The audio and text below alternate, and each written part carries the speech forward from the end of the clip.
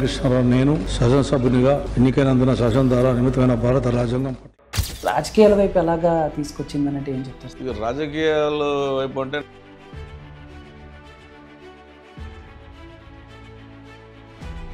ఒక లీడర్ వచ్చినా, ఒక ముఖ్యమంత్రి పోయినా, ఒక పోవాలంటే ముందే మనం గ్యాదరింగ్ చేసే పరిస్థితి. అది ఎన్టీ రామారావు అట్లా కాదు. ఎన్టీ రామారావు వస్తుంటే ఊర్లో వచ్చి రోడ్డు మీద అంతా మాపు. రేవంత్ రెడ్డి గారు కూడా అన్నారు, నా క్యాన్వే వెళ్తుంటే ఎక్కడా కూడా ట్రాఫిక్ నిబంధన పెట్టకుండా, ప్రజలను ఆపకుండా కూడా నా పని నేను చూసుకుంటాను. నవంబర్ 20 తారీఖు నాడు వెళ్ళి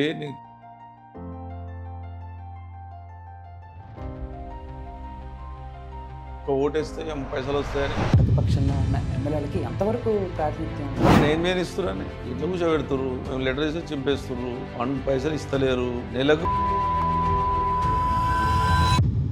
పొలిటిక్స్ అనగానే కొన్ని కేసులు ఉంటే కొంత నెగిటివిటీ ఉంటుంది. కాంగ్రెస్ పార్టీ గతంలో 30 కేసులు పెట్టినాను, అన్ని జైలు దింపింది కాంగ్రెస్ పార్టీ. అండ్ ఇక్కడ కూకట్పల్లిలో ఉన్న రామాలయం గురించి కూడా, దాని అభివృద్ధి కూడా మీరు దగ్గర నుంచి చూసుకుంటున్నారని విన్నాను. డెవలప్మెంట్ అనేది రామాలయం గుడి అనేది పాత పురాణ గుడి, 100 సంవత్సరాలు ఎప్పుడో పెద్దలు కూలిపోయే ప్రమాదం ఉంది కాబట్టి దాన్ని టేకప్ చేసి దాన్ని డెవలప్ చేయాలి. కొంతమంది పెద్ద వాళ్ళు స్టేజ్ మీద మాట్లాడేటప్పుడు పేర్లు కూడా మర్చిపోతున్నారు ఈ మధ్య. ఆ స్పీచ్లలో మాట్లాడేటప్పుడు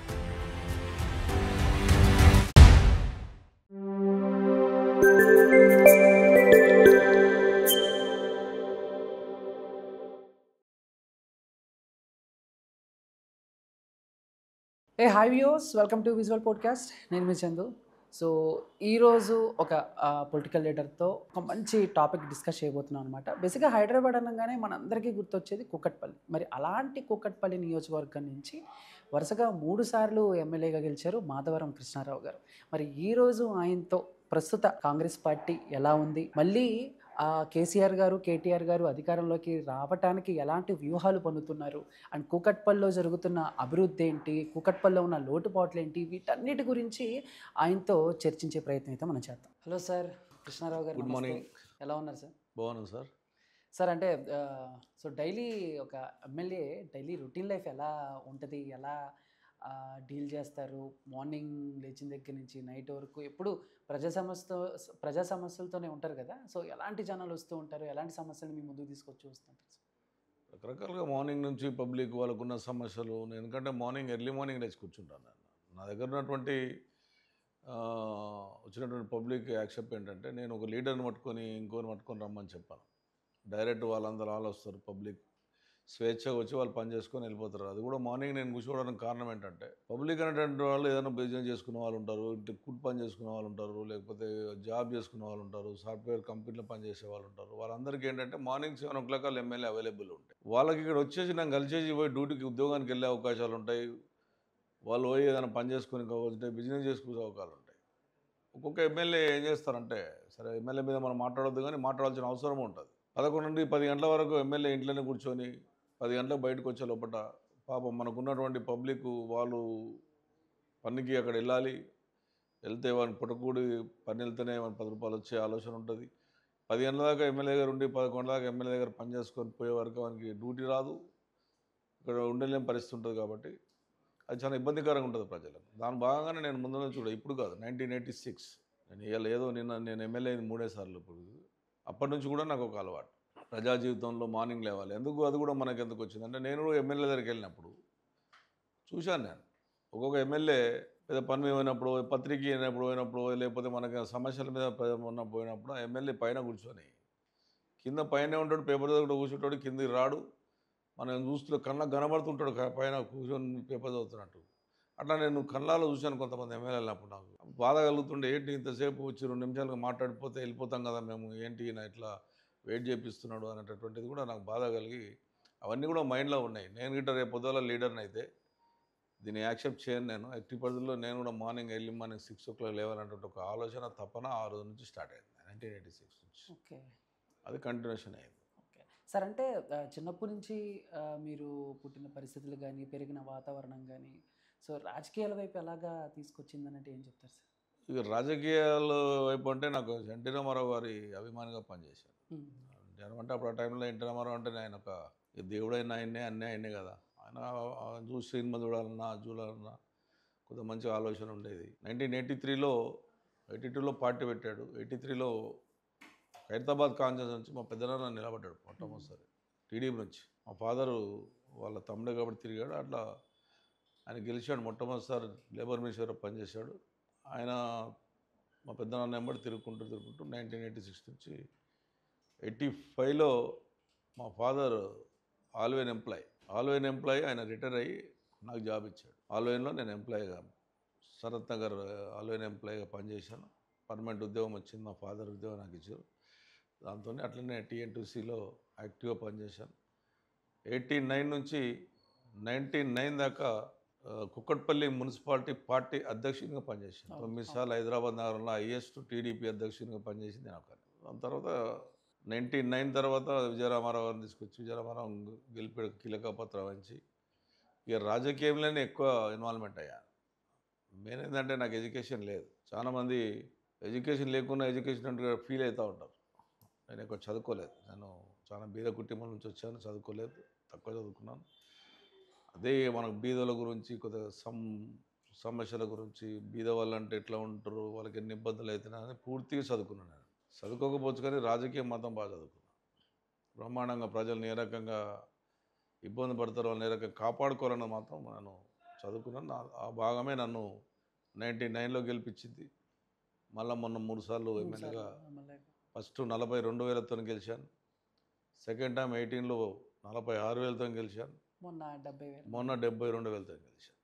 ఓకే, ప్రజలు పెంచారే తప్ప నన్ను తగ్గేయలేదు. నాకు ఉన్నటువంటి అభిమానం, ప్రేమతోనే మా ప్రజలు ఇచ్చినటువంటి స్వేచ్ఛ, మా తల్లిదండ్రుల దీవెన, ప్రజలు ముఖ్యంగా కుక్కటిపల్లి ప్రజలు ఇచ్చినటువంటి దీవెనలు నా జీవితంలో మరవలేనటువంటి. అందుగురించి నేను ఏ భగవంతుని ఫస్ట్ మొక్కినప్పుడు ఫస్ట్ నా కుక్కటిపల్లి ప్రజలు బాగుండాలని మొక్కుంటాను. దాని తర్వాత నా పిల్లల గురించి మొక్కుంటాను. దాని తర్వాత నా కార్యకర్తలకు మొక్కుంటాను. ఫస్ట్ మాత్రం కుక్కటిపల్లిలో ఉన్నటువంటి నా ప్రజలు బాగుండాలి, అన్ని రకాలుగా బాగుండాలనేది మొట్టమొదటి మొక్కుంటాను. మార్నింగ్ లేవగానే నాకు చాలా చిన్న స్థాయిని నా ఇంకా మా ఫాదరు, మా తాతలో, ముత్తాతలో లీడర్లు గారు, నేనే డైరెక్ట్ లీడర్ని ఇప్పుడు మా ఖాందాన్లో. సార్ అంటే రామారావు గారి హయాంలో మీరు పనిచేశారు. సో ఏంటి సార్ అంటే చాలామంది రామారావు గారి గురించి కొంతమంది పాజిటివ్గా చెప్తారు, కొంతమంది నెగిటివ్గా చెప్తారు. బట్ రామారావు గారికి నెగిటివ్ అనేది లేదండి. రామారావు గారు చాలా గొప్ప వ్యక్తి. రామారావు గారి కార్లో కూడా దిగాను నేను. చాలామంది ఆశ్చర్యపోతారు. రామారావు గారు క్రమశిక్షణ నాయకుడు. కాంగ్రెస్ పార్టీ సంబంధించినటువంటి ఇందిరాగాంధీ ఇన్సల్ట్ చేయడం వల్ల రాజకీయ పార్టీ పెట్టినటువంటి నాయకుడు ఆయన ఏదో డైరెక్ట్ రాజకీయ నాయకుడు పెట్టలేడు. ఆయన కళ్ళ ముందు TNJ గారిని, మన తెలుగు బిడ్డ, ఎస్సీ బిడ్డ ముఖ్యమంత్రి చేస్తే, కళ్ళ ముందు ఇన్సల్ట్ చేస్తే ఆ రోజు నుంచి ఎన్టీ రామారావు గారు ఇంత భయంకరంగా ఉంటుందని ఒక స్టేజ్ మీద ఎన్టీ రామారావు గారిని ఇందిరాగాంధీ కానీ రాజీవ్ గాంధీ చేసిన ఇన్సల్ట్ వల్లనే ఆయన నేను ఎందుకు రావద్దు, ప్రజలకు సేవ చేయొద్దు, మా తెలుగు బిడ్డలను, తెలుగు ప్రజల్ని ఈ రకంగా తక్కువ చూపు చూస్తున్నారు వీళ్ళు అని చెప్పి ఆ రోజు ఆయన కంకణం కట్టుకొని 82లో పార్టీ జాబ్ ఇచ్చి 83లో బ్రహ్మాండమైనటువంటి వాతావరణం. ఆయన గొప్పతనం ఏంటంటే ఇప్పుడంటే లక్షలు కోట్ల రూపాయలు డబ్బులు ఇచ్చి ఎలక్షన్లకు వెళ్తున్నారు. ఆయన దగ్గర గొప్ప ఉండే. ఆయన ఒక ఎస్సీ టికెట్ ఇస్తే 5,000 రూపాయలు ఇచ్చి బీఫామ్ ఇస్తుండే. ఒక ఎస్టీ టికెట్ ఇస్తే 5,000 రూపాయలు ఇచ్చి వేరే క్యాస్ట్కి ఎవరికి ఇవ్వకపోతుంది. ఫ్రీ టికెట్ అసెంబ్లీ ఎమ్మెల్యే నిలబడాలన్నా, ఎంపీ నిలబడాలన్నా. అంటే ఆయన దగ్గర క్రమశిక్షణ ఏంటంటే ఆయన అబద్ధాలు ఆడకపోతుండే. నేను చాలా దగ్గర చూసిన ఆయన కార్లో తిరిగాను నేను 92లో. ఆయన గురించి ఎవరేమనుకున్నా కానీ ఆయనంత గొప్ప నాయకుడు, గొప్ప ఉన్నటువంటి హీరోలలో మంచి మనిషి అనేది ఎన్టీ రామారావు గారు. ఆయనకి ఏ మైనస్లు లేవు. 0% మైనస్ లేవు. అంటే మేసంటి వాళ్ళు ఎన్టీ రామారావు చూడలేరు కాబట్టి ఎవడో చెప్పింది వింటారు. కానీ అందుకే సార్ మీలాంటి వాళ్ళు ఎన్టీ రామారావు గారు చాలా గొప్ప వ్యక్తి. దేశంలో ప్రతిపక్ష హోదా వచ్చింది మనకు, చాలా మందికి తెలియదు. దేశంలోనే మనం ఈ రాష్ట్రం నుంచి ఆంధ్రప్రదేశ్ నుంచి ప్రతిపక్ష హోదా 29 సీట్లు గెలిచాము. మనం ప్రతిపక్ష హోదాలు ఉన్నాం. ఎన్టీ రామారావు క్రమశిక్షణ 4 గంటలకు లేస్తుండే. నేను 4 గంటలకు లేచి అతను మార్నింగే 4 o'clock భోజనం చేస్తుండే. కాళ్ళకు పసుపు పెడుతుండే. మార్నింగ్ ఎర్లీ మొత్తం చేరంతా పసుపు పెట్టుకుంటుండే. మాట అంటే మాట అంతే, క్రమశిక్షణ అంటే క్రమశిక్షణ అంటే. పిల్లలను ఆ రకంగా పెంచిండు, ఆయన కూడా ఆ రకంగా ఉన్నాడు. ఎప్పుడు కూడా ఆయన తప్పు చేయలేడు. ఎప్పుడు చూసినా ప్రజా జీవితంలో ప్రజలకు మంచి చేయాలి. ఇవాళ స్కీములు అందరం పెట్టవచ్చు కానీ ఆ జమానాలో 2 రూపాయలకి కిలో బియ్యం తెచ్చిన గొప్ప నాయకుడు ఎన్టీ రామారావు గారు. అంత ఆ ఆలోచనతోనే ఆయన ఉన్నాడు తప్ప ఇలా ఈ రాముడైనా కృష్ణుడైనా ఏ దేవుడైనా ఆయన చూస్తే ఈ దేవుడు అనుకుంటాం తప్ప ఒరిజినల్గా దేవుడు ఫోటోలు మనం చూడలేకపోయారు. అంత గొప్ప నాయకుడు. ఆయన చేసినటువంటి సేవలు మన భారతదేశానికిలో మన ఆంధ్రప్రదేశ్ గుర్తింపు తెచ్చినటువంటి నాయకుడు, తెలుగు వాళ్ళకు గుర్తింపు తెచ్చిన నాయకుడు ఎన్టీ రామారావు. సార్ అంటే ఒక సినిమా హీరో పార్టీ పెట్టి చాలా తక్కువ కాలంలోనే ప్రభుత్వం స్థాపించడం, సీఎం అవటం అసలు ఇప్పుడు జరగలేదు. ఆయనకు ముందు జరగలేదు, ఆయన తర్వాత జరగలేదు. అంటే ఆ తర్వాత చాలామంది కొంతమంది సినిమా హీరోలు పార్టీలు పెట్టినా కూడా సక్సెస్ అవ్వని సిచ్యువేషన్స్ ఉన్నాయి.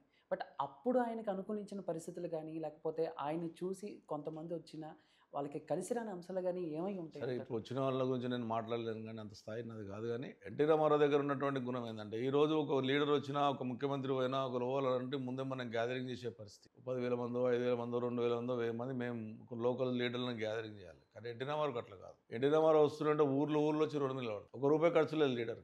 అంత మహాపురుషుడు. ఆయన ఒక్కసారి చేయలేపుంటే 1000 మంది ఇంత కీకలు. అంత గొప్ప వ్యక్తులు ఉంటుండే ఆయనకు పోటీ ఇంకెవరు రారండి. ఇంక సినిమా పిట్ల తరం కాదు, అది జరిగేది కాదు, పోయేది కాదు.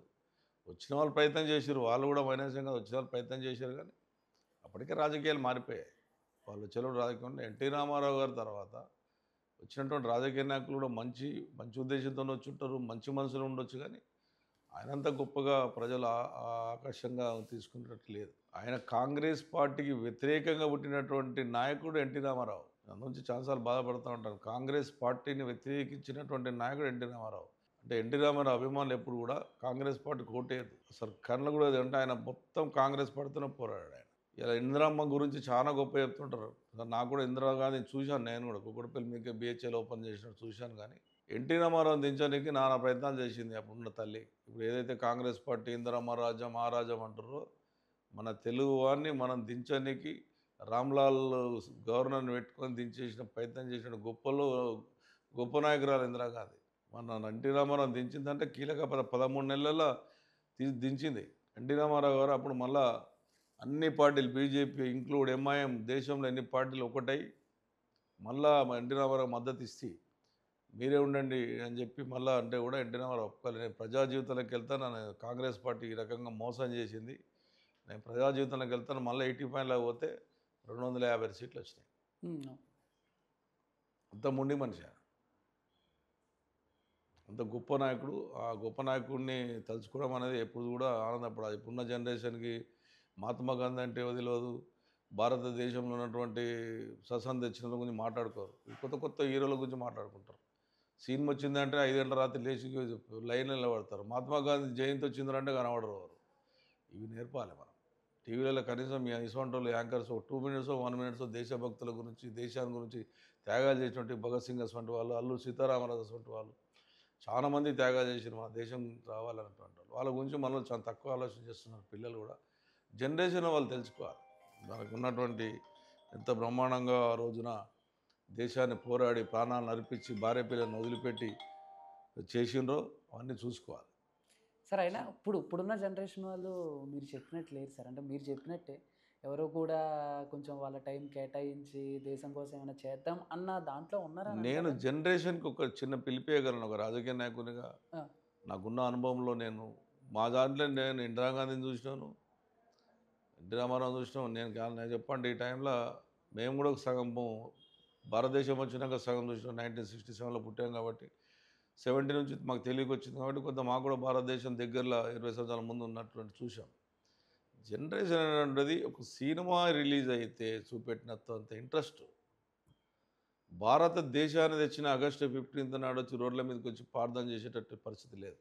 20%, 10% బయటకు వస్తున్నారు. అది కూడా చేయాలని చేస్తున్నారు తప్ప దేశభక్తి గురించి చేయట్లేదు. మన గురించి సైన్యం భార్య పిల్లల్ని తీసిపెట్టి దేశం చుట్టూ సైన్యం అంతా పోరాడుతుంటే వాళ్ళ గురించి మనం ఆలోచించాం. వాళ్ళు చనిపోతే శ్రద్ధాంజలి కట్టించాం. జనరేషన్ ఈరోజు ఆలోచించాల్సిందంటే ఇలా మనం మంచిగా ఉన్నాము అంటే ఆ రోజు తెచ్చినట్టు మానేయులు గొప్పన ప్రాణాలు త్యాగాలు చేసి మన భారతదేశాన్ని మనకు హ్యాండ్ ఓవర్ చేసినప్పుడు దాన్ని కొనసాగించాలంటే జనరేషన్లో 10%, 15% కొద్దిగా నాకు కావాలి. జనరేషన్ నేర్చుకోవాలి. ఏదో ఒక పెద్ద హీరో సినిమా వస్తే లక్షల మంది వచ్చి నిలబడుతున్నారు. నేను చూసినా తమిళనాడులో 40 మంది చనిపోయారు. ఏంది, ఎందుకు అంత అవసరం ఏంటి? చిన్నపిల్లలు ఎత్తుకొని పోవాల్సిన అవసరం ఏముంది? వాళ్ళు ఏం చేస్తారు? ఒక గ్రౌండ్ అనేది 10,000 మంది వచ్చినప్పుడు పెద్ద ఎత్తుగా ఉండాలి. 40 మంది చనిపోయినాక ఒక పార్టోడు 10 లక్షలు అంటాడు, ఇంకో పార్టోడు 20 అంటాడు. అయిపోయినా వాళ్ళ బతుకు జీవితాలు కథమేనా? ఎందుకంత ఇంట్రెస్ట్ నీకు? దాని మీద పెట్టినంత శ్రద్ధ భార్య పిల్లల మీద, లేకపోతే దేశభక్తి మీద పెట్టండి. ఇవన్నీ స్వార్థాలు. రాజకీయం అన్నది ఎలక్షన్ ముందు ఎవరికి వేస్తారో మీ ఇష్టం. ఎవరు మంచోడు అంటే వానికి వేయండి. భారతదేశంలో మంచి వాళ్ళకి వేయండి. మంచి సంస్కృతి నేర్పండి. మాసొండ వాళ్ళకు కూడా ఏదైనా తప్పులు చేసి గుణపడని చెప్పి ప్రయత్నం చేయండి తప్ప మీ లైఫ్లు ఖరాబ్ చేసుకోవద్దని చెప్తున్నావు. వాళ్ళ ట్రాప్లో పడి మీరు వాళ్ళు వచ్చిన జనంలో వాళ్ళు ఏం చేస్తారంటే తక్కువ ప్లేస్లో ఎక్కువ మంది ఉండాలి, కిచకిచలు ఆడాలి, ఎలక్ట్రా మీడియా చూపెట్టాలని చెప్పి తక్కువ గ్రౌండ్ సెలెక్ట్ చేసుకుంటారు. ఇది పోలీస్ పర్మిషన్ ఇచ్చేటప్పుడు కూడా మీరు ఆలోచన చేయాలి. పోలీసు వాళ్ళు ఎవరైనా సరే, మన స్టేటే కానీ దేశంలో ఎవరైనా ఆలోచన చేసి పూర్తి బాధ్యత 10,000 మంది వాళ్ళు గ్యాదరింగ్ అని పర్మిషన్ కొడితే కనీసం 60,000-70,000 మంది గ్యాదరింగ్ ఉండేటట్టు ఇస్తేనే పర్మిషన్, లేకపోతే యాక్సెప్ట్ చేయకండి. ఎవరినాడు వాళ్ళ పానాలు పోతున్నాయి, భారత పౌరుని పానాలు పోతున్నాయి. ఇవి చాలా జరుగుతున్నాయి. ఈ సంఘటనలు చాలా జరిగాయి. అవి జరగకుండా చూసుకోమని చెప్పి నేను రాష్ట్ర ప్రభుత్వాన్ని, కేంద్ర ప్రభుత్వానికి కూడా ఇది ఒక సూచన నేను ఒక ఎమ్మెల్యేగా చెప్తా ఉన్నాను. సార్, అంటే జనరేషన్ అనే టాపిక్ వచ్చింది కాబట్టి, అంటే ఇప్పుడున్న సిచ్యువేషన్ చూసుకుంటే యూత్ కూడా చాలామంది సో పొలిటికల్గా ఎంట్రీ ఇవ్వడానికి చూస్తున్నారు, అంటే రాజకీయాల మీద ఆసక్తి చూపిస్తున్నారు. అంటే ఇప్పుడు మీ టైం, అంటే మీ కెరీర్ స్టార్ట్ అయినప్పటికి కానీ ఇప్పటికి కానీ యూత్ పాలిటిక్స్ మీద అట్రాక్ట్ అయిన విధానంలో ఏమైనా చేంజెస్ వచ్చాయంటారా? ఇప్పుడు వచ్చి రాజకీయంలో నిలబడేటోళ్ళు చాలా తక్కువైపోయారు. రాజకీయం బస్ట్ పెట్టిపోయింది. రాజకీయంలో మేము ఈరోజు ఉన్నామంటే మాకే బాధ ఉంది. అసలు రాజకీయంలో అబద్ధాలు మాట్లాడితే ఓట్లు వేసే పరిస్థితికి వచ్చారు. ఏదో కావాలి ముఖ్యమంత్రి కావాలరా నాయన, నేను ఎమ్మెల్యే కావాలని అబద్ధాలు ఆడి గెలవాలన్న ప్రయత్నం చేస్తున్నారు తప్ప నిజంగా హామీలు ఇచ్చింది నెరవేర్చే పరిస్థితి లేదు. ఇలా మన రాష్ట్రమే తీసుకుందాం, ఎన్నో హామీలు ఇచ్చేసారు, 420 హామీలు ఇచ్చారు. ఏదైనా ఇంప్లిమెంట్ అంటే ఏం లేదు. ఎన్నికల కమిషనర్ హామీలు నెరవేర్చకపోతే డిస్క్వాలిఫై చేస్తే తప్ప సమాజంలో మళ్ళీ హామీలు ఇచ్చినటువంటి ఎవడైతున్నాడో వాడు ప్రజలకు ఇచ్చిన హామీని నెరవేర్చకపోతే 6 నెలలు 3 నెలలు మన ముఖ్యమంత్రి అన్నాడు రేవంత్ రెడ్డి గారు, చాలా గొప్పోడు. మీరు ఇప్పుడు ఎందుకు తీసుకుంటారు రైతు బంధు, రేపు డిసెంబర్ 9న తీసుకోండి, 15,000 ఇప్పుడు తీసుకోకండి అన్నాడు. 10,000 రూపాయలు కేసీఆర్ ప్రభుత్వం ఇస్తే 9వ తారీఖు 2,500 తీసుకోండి అన్నాడు. 2వ తారీఖు 4,000 పింఛన్ తీసుకొని అన్నాడు. ఇది 2 ఏళ్ళు అయింది. హామీలు ఇచ్చిండు, గద్దె ఎక్కిండు, ఇంక 4 కార్లు ముంగ 4 కార్లు ముఖ్యమంత్రి హోదాలు తిరుగుతున్నాడు. ఇటువంటి వాళ్ళకి పనిష్మెంట్ కంపల్సరీ ఉండాలి. ప్రజా జీవితంలో అబద్ధాలు ఆడి రాజకీయాల్లో ఎక్కినంత వాళ్ళకు ఉండాలి. ఉంటే మళ్ళొక్కసారి ఏ ముఖ్యమంత్రి అయినా అడ్డమైన హామీలు ఇయ్యాడు. పిల్లలు కూడా మనకు పాలిచ్చేటటువంటి రాజ్య అబద్ధాలు అన్నాక ఏంది, మేము ఎంత అబద్ధం ఆడతామని జనరేషన్ పోయే ప్రమాదం ఉంది. అలా ఒక భయం అనేది ఏర్పడాలంటే రాజ్యాంగంలో ఖచ్చితంగా ఆడ ప్రధానమంత్రి హోదా నుంచి కింద ముఖ్యమంత్రి దాకా ఒక ఇంప్లిమెంట్ చేసే బాధ్యత తీసుకోవాలి. డాక్టర్ అంబేద్కర్ రాసినటువంటి రాజ్యాంగం మనం ఇంప్లిమెంట్ ఎవడు చేస్తున్నాడని ఆయనతో గొప్పగా చేశాడు. ఆయన మర్చిపోయాం. ఆయన విగ్రహం పెడితే విగ్రహానికి పూలదండలు వేసే పరిస్థితులు లేరు ఇవాళ. సార్, అంటే పొలిటికల్ లీడర్స్ ఎలక్షన్స్కి ముందు కానీ ఎలక్షన్లో గెలిచిన తర్వాత కానీ కొన్ని హామీలు, కొన్ని మాటలు చెప్తారు. అవి తర్వాత ఫాలో అవుతారా అవరా అని పక్కన పెట్టేస్తే కొన్ని జరుగుతాయి, కొన్ని జరగవు. కానీ ఎట్టి పరిస్థితుల్లో జరుగుతాయి, ఎందుకు జరగవు అనేది మనం మాట్లాడుకుంటే, ఫర్ ఎగ్జాంపుల్ రేవంత్ రెడ్డి గారు కూడా అన్నారు, నేను కనుక సీఎం అయిన తర్వాత నా క్యాన్వే వెళ్తుంటే ట్రాఫిక్కి ఎలాంటి సంబంధం లేకుండా, ఎక్కడా కూడా ట్రాఫిక్ నిబంధన పెట్టకుండా, ప్రజలను ఆపకుండా కూడా నా పని నేను చూసుకుంటాను. కానీ తర్వాత నాకు రియల్గా జరిగిన ఎక్స్పీరియన్స్ చూసుకుంటే అది ఆల్రెడీ జరిగింది. సో ఇలాంటివి ఎందుకు చెప్తారు, తర్వాత ఎందుకు పాటించారంటే ఏం చెప్తారు? నేను యాంకర్గా నిన్న కూడా అడుగుతాను, చెప్పండి సార్. నేను చేసిన తప్పే కానీ ఆయన చేసేది ఇంకో తప్ప అని. ఒక రాష్ట్ర పార్టీ హామీలు ఇచ్చేటప్పుడు ఆ కింద ఎమ్మెల్యేలు కూడా అదే బస్సుతో ఎమ్మెల్యేలు కూడా హామీ ఇస్తారు. మా ప్రభుత్వం వస్తా చేస్తాం అంటే 119 మందిలో 119 మంది పార్టీ అధ్యక్షుడు చెప్పింది ఫాలో అవుతాం. ఈ ముఖ్యమంత్రి గారు 21 నెలలు అయింది. నేను మీరు అడుగుతున్నాను, సరే ఆయన చాలా గొప్పలు చెప్తుండ్రు, మీరు కూడా చాలా బొమ్మాన చూపెడుతున్నారు. మూసినది ఎందుకు మునిగిపోయిందిరా నాయన, దేశంలో 1918లో మునిగిందిరా ఎందుకు అంటే లేదు అది ఈ వర్షాలు ఇప్పుడే ఎక్కువ వచ్చినాయి అని అంటున్నారు. సరే, అది ఎలక్ట్రా మీడియా తెలియాలి. అప్పటికిప్పటికి ఏం వర్షాలు వచ్చాయి, 20 సెంటీమీటర్ల వర్షం వచ్చిన సందర్భాలు కూడా హైదరాబాద్కు ఉన్నాయి. ఒక్క పని నేను చేసిన హైదరాబాద్కి ఈ రాష్ట్రానికి అని ముఖ్యమంత్రి గారు మీరు చెప్పండి. ఆయన వదిలిపెట్టి ఆయన అబద్ధాలు ఆడతాడు, అందరూ తెలుసు ఆ విషయం, వదిలిపెట్టాడు. నాకన్నా చిన్నవాడు, నాకు కూడా నా కొలిక్కే, ఒకదన పనిచేశాం. ఒక్క పని చెప్పండి, భారతదేశంలో ఒక రైతు బంధు తెచ్చినటువంటి గొప్ప నాయకుడు కేసీఆర్ గారు. అసలు రైతు బంధు అనేది రాష్ట్రంలో దేశంలోనే లేదు. 10,000 రూపాయలు తీసుకొచ్చాడు, రైతులకు సాయం చేశాడు. దాన్ని నువ్వు కొనసాగిస్తున్నావు, దాన్ని 12,000 చేసావు. ఓకే, 200 పింఛన్ ఉన్నటువంటి కాంగ్రెస్ పార్టీ చేసిన పింఛన్ని 2,000 రూపాయలు చేసిన గొప్ప నాయకుడు కేసీఆర్ గారు. దాన్ని నేను 4,000 చేస్తా డిసెంబర్ అన్నాడు, చేశాడా? 2 ఆయన చేసినటువంటి గొప్పతనాలు మీకు తెలియాలి కదా, ఆయన ఇంత గొప్పోడు అనేది తెలియాలి కదా. 2 ఉద్యోగాలు సంవత్సరానికి 2 లక్షలు ఇస్తా అన్నాడు, ఇస్తున్నాడా? అసలు ఉద్యోగాలు అడుగుతలేరు, రోజులు వద్దంటారు ఉద్యోగాలు అంటున్నాను. మన జనరేషన్ రోడ్ల మీద ఎట్లా తిరుగుతారు, ఉద్యోగాలు లేకుండా చేస్తారు. ఇచ్చాడా? 3 ఆడపిల్లలు ఇంటింటికి అవ్వకిస్తా, తాతకిస్తా, లేకపోతే ఇంట్లో కూడలికి ఇస్తా, వాళ్ళకిస్తా 2,500 అన్నాడు, ఇచ్చాడా? 1 ఆయన రైతు బంధు, దళిత బంధు 10 లక్షలు ఇచ్చినా మేము 12 లక్షలు ఇస్తామన్నాడు, ఇచ్చాడా? ఒక దళిత బిడ్డకి ఇచ్చాడా? మీ జర్నలిజాన్ని అందరికీ ప్లాట్ ఇచ్చేస్తా అన్నాడు.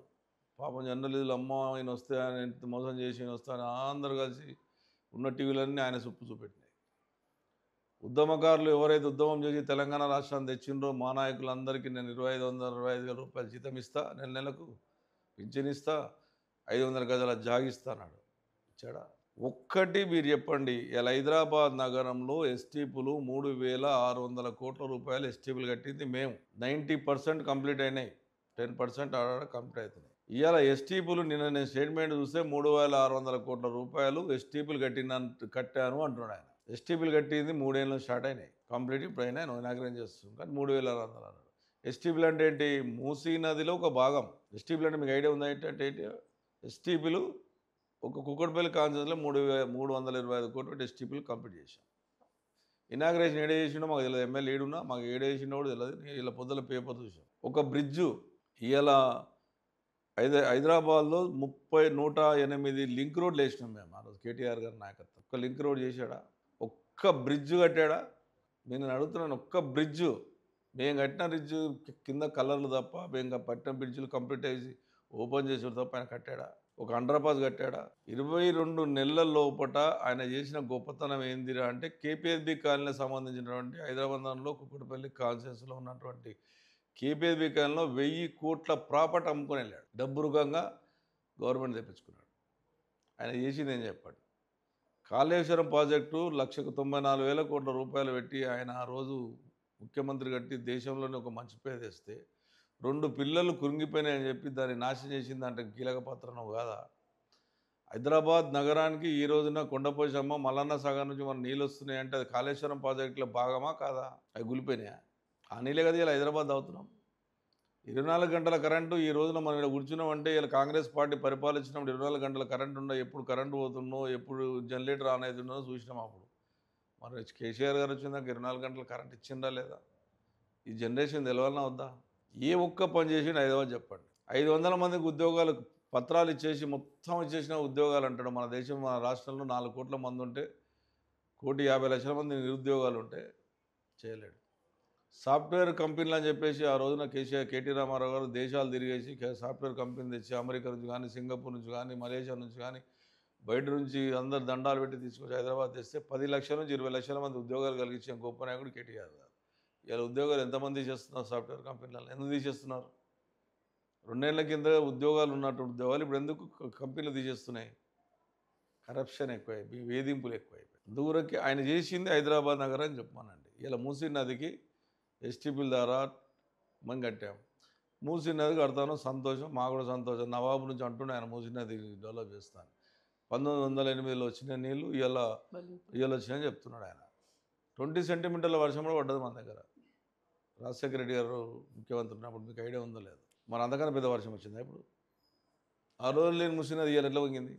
నీకు మూసీ నది పక్కకున్న వాళ్ళని ఇబ్బంది పెట్టాలి, ఆ మూసీ నది కడితే 4 రూపాయలు వస్తాయని చెప్పి పెట్టాలనేటువంటిది నవాబు 1908లో నవాబు అప్పుడు వర్షం వస్తే ఆయన అప్పుడు ఉన్నటువంటి పైన ఉన్నటువంటి 2 చేళ్ళు నవాబు కట్టాడు ఆయన 400 సంవత్సరాల కింద. ఇలా మనం కట్టింది కదా, వాడు కట్టింది కదా. హైదరాబాద్ నగరం అనేది ఈ రోజు చేస్తే కదా, ఆయన చేసిపోయారు.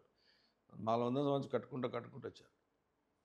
ఇన్ని కష్టాలు పడి హైదరాబాద్ నగరాన్ని అభివృద్ధి చేసినటువంటి గొప్ప నాయకుడు కేసీఆర్ గారు. అందుకే అందరం గెలిచాం హైదరాబాద్. సార్ అంటే ఇక్కడ చిన్న క్వశ్చన్ సార్, అంటే ఇప్పుడు మామూలుగా జనాలకి అభివృద్ధితో పని లేకుండా ఒక ఛాన్స్ ఒకరికి, ఇంకో ఛాన్స్ ఒకరికి అనే కాన్సెప్ట్లో ఉన్నారా? ఎందుకంటే మీరు చెప్పినట్టు కేసీఆర్ గారు చాలా అభివృద్ధి చేస్తే జనాలు ఎందుకు కాంగ్రెస్ వైపు వెళ్ళారంటే ఏం చెప్తారు?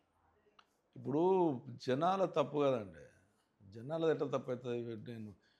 నువ్వు నవంబర్ 20 తారీఖు నాడు వెళ్ళి నీకు డిసెంబర్ 9 నాడు నీకు 4,000 ఇస్తా, నీకు ఆగు, నువ్వు డిసెంబర్ 9 నాడు నేను ప్రమాణ స్వీకారం చేస్తున్నా, నీకు 2,500 ఇంటింటికి ఇస్తా అన్నప్పుడు ఎవరికైనా ఆశ ఉంటుంది కదా. ఇంక నెల రోజులు ఒక ఓటేస్తే పైసలు వస్తాయని టక్క గుద్దిరి. దూరం మంచోడేమో, చాలా మంచిగా మాట్లాడుతుండు, చాలా బ్రహ్మాండంగా డైలాగులు కొడుతుండు, ఇస్తాడేమో, ఈయన ఇచ్చిండు కదా, ఈయనకని ఇంకా మంచిగా ఇస్తానని వేసారు. అంటే ఎంత అభివృద్ధి చేసిన పార్టీని కాదని ఏదో ఒకటి ఇప్పుడు అనుభవిస్తున్నారు కదా పాపం. ఇప్పుడు ప్రజలకు యూరియా లేకుండా ఎన్ని ఇబ్బందులు పడుతున్నారు రైతులు. ఒక దిక్కు యూరియా, నిన్న మొన్న వర్షాలకు కథమైపోయారు.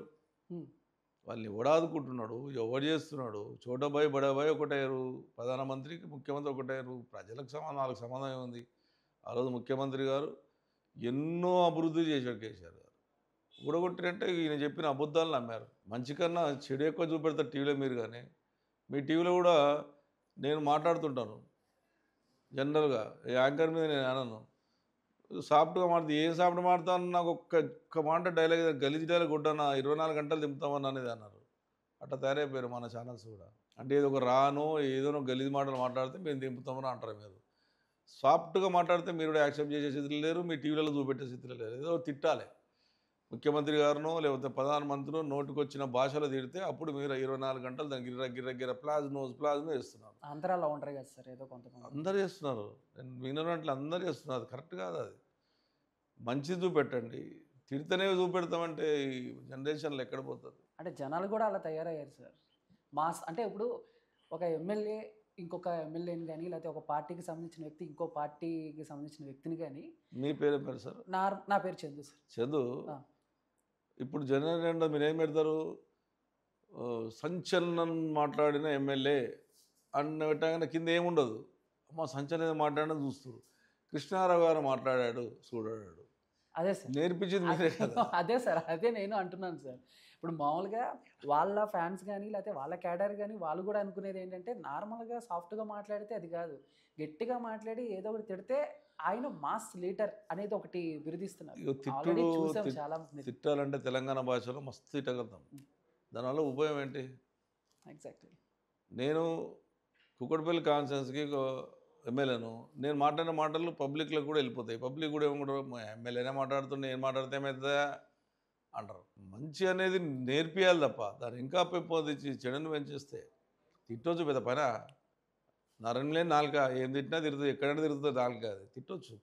దానివల్ల ఉపయోగం ఏంటి? టీవీలలో చూపెడతారు, అద్దగడ చూపెడతారు. నేను తిట్టగానే పక్కకు 2 నిమిషాల తర్వాత ఇంకొక ఎమ్మెల్యే తిట్టాను, నాది బయట పడేది వాన్ చూపెడతారు. అది కాదు కదా. ఇలా ట్రాఫిక్ సమస్య హైదరాబాద్ నగరంలో కుక్కడపల్లి కాన్స్టిట్యున్సీలో గంటకు 1,00,000 బండ్లు వెహికల్ మూవ్ అవుతున్నాయి. దాన్ని ఏ రకంగా మనం దిద్దాము? బంపర్ టు బంపర్ బండి నడుస్తుంది, దాన్ని ఏ రకంగా ఇంప్లిమెంట్ చేయాలని ఆలోచన చేయాలి తప్ప. నా చిన్నతనంలో కుక్కడపల్లిలో ఒక్క బస్సు, పొద్దుల ఒక్క బస్సు, మధ్యాహ్నం ఒక బస్సు, సాయంత్రం ఒక బస్సు వస్తుండే. అది ఎర్ర బస్సులు వస్తుండే, బొంబాయి దిగి పోతుండే సంగారెడ్డి వాడు. ఇలా పరిస్థితుందా? గంటకు 1,00,000 బండ్లు మూవ్ అవుతాయి గంటకు. దాన్ని ఎట్లా ఇంప్లిమెంట్ చేయాలి, ఏ రకంగా చేయాలని ఆలోచన చేయాలి తప్ప నేనే గొప్పని, నేనే నా చేతిలో రాజ్యం ఉంది, నా చేతిలో పోలీసు ఉంది, నా ఇష్టమని చేస్తాను అనుకుంటే ఏం చేయలేం. ఇలా నీకు అవకాశం ఇచ్చిర్రు, మాకు అవకాశం ఇస్తారు, బిడ్డ నన్ను నువ్వు సతాయిస్తున్నావు, నేను సతాయిస్తాను అనే ఫీలింగ్ తెచ్చిర్రు అనుకోండి, ప్రజలకి ఏం న్యాయం జరుగుతుంది? నువ్వెంత డెవలప్ చేసావు, నేనెంత డెవలప్ చేసినానో పోరాడాలి, దాని మీద ఫైట్ చేయాలి. అరే ఆ రోజులో నువ్వు అధికారం ఉన్నప్పుడు నా కార్యకర్త అట్లా అన్నావు అని చెప్పి నువ్వు పగబడితే అది సమాజానికి న్యాయం కాదు. నేను చేసిన తప్పే, మీరు చేసిన తప్పే. మనం పోటీ పడవలసింది అభివృద్ధి మీద. నేను ఒక బాలనార్ బ్రిడ్జ్ కట్టినా, నువ్వు ఇంకొక బ్రిడ్జ్ కట్టి చూపెట్టు, దాని మీద పోటీ పడదాం. ఇలా పబ్లిక్ ఆ రోజున నేను తీసుకొచ్చి అండర్పాలు కట్టినా, బ్రిడ్జ్లు కట్టించిన, చెట్లు డెవలప్ చేసినా, ఇవాళ నువ్వు ఇంకో 4 కట్టు, మంచి పేరు తెచ్చుకో. లే కుక్కుడుపల్లి ఎమ్మెల్యే నా ప్రజలు గెలిపించారు బిడ్డ, వాళ్ళకి పని చేయదు మనం, ఎట్లా గెలిపించి నన్ను పగబెట్టినావు అనుకో, ఇక ప్రజా జీవితంలో ఏముంటుంది? సార్ అంటే అధికారంలో ఉన్న ఆ పార్టీకి సంబంధించి చూసుకుంటే అంటే మీరు ప్రతిపక్షంలో ఉన్న ఎమ్మెల్యేలకి ఎంతవరకు ప్రాతినిధ్యం ఉంటుంది అంటారు? మనం ఏం చేయనిస్తురని ఇంట్లో కూర్చోబెడుతుర్రు, మేము లెటర్ ఇస్తే చింపేస్తుర్రు, ఇనాగ్రేషన్ చేయనిస్తలేదు, ఫండ్ పైసలు ఇస్తలేరు. నెలకు 30 కోట్లు తెచ్చి అభివృద్ధి చేసిన, ఇప్పుడు నెలకు 65 లక్షలు ఇస్తుర్రు. 9 డివిజన్లు కుక్కల ముక్కలు పెట్టాలి. నెలకు 30 కోట్లు లెక్క, నెలకు 65 లక్షలు ఎక్కడ? బ్రిడ్జులు తీసుకొచ్చిన, వాటర్ తీసుకొచ్చిన 500 కోట్ల రూపాయలు, ఎన్నో అభివృద్ధి తెచ్చిన, స్కూల్ బిల్డింగ్ సొంత బిల్లు కట్టించిన, స్కూల్ బ్యాగులు ఇచ్చిన. ఈరోజు హైదరాబాద్లో జరిగేటటువంటి 50% ఏంటి 108 బండ్లని మాయి మేము తెచ్చిన, మా సొంత డబ్బులు పెట్టి తెచ్చిన, ఎమ్మెల్యేలంగా ఉన్నాం. దాని మీద నీ ఫోటో పెట్టుకొని తిరుగుతున్న తప్ప తెచ్చింది ఏంటి ఉంది? నేనే 2 ఇచ్చిన బండ్లు 42 లక్షలు పెట్టి, దానికి నా ఫోటో తీసిన, ఆయన ఫోటో అతికేసావు అంతే. ఇంకా నువ్వు ఏం చేయలే, ఫోటోలు మారుస్తున్నారు అంతే. అంతే అంటారు సార్? మీరు నేను చెప్పడం కాదు, మీరు మీ టీవీని పక్క పెట్టండి. ఒక్కసారి ఇంట్లో కూర్చొని హైదరాబాద్ నగరంలో చంద్రబాబు నాయుడు ఉన్నప్పుడు, రాజశేఖర రెడ్డి ఉన్నప్పుడు, చంద్రబాబు నాయుడు 17 బ్రిడ్జిలు కట్టించాడు. ఆయన చెప్పగలుగుతా చంద్రబాబు నాయుడు ఐటీ సీట్ తెచ్చిండ్రా, ఇంకా 17 బ్రిడ్జిలు తెచ్చిండ్రా అని చెప్పగలుగుతాం. రాజశేఖర రెడ్డి గారు రింగ్ రోడ్ తెచ్చిండ్రా అని చెప్పగలుగుతాం.